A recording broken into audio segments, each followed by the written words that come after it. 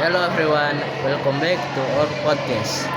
Today, we will tell a famous fable titled The Lion and the Mouse. Let's begin. One day, a lion was living in the forest. Suddenly, a little mouse ran across his body and woke him up. The lion became angry and choked the mouse. The mouse begged, "Please, let me go. I will help you someday."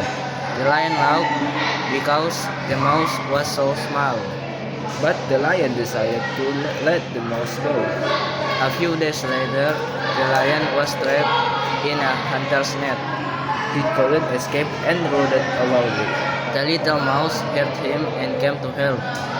The mouse bit the ropes and finally freed the lion. The lion thanks the mouse and learned something important.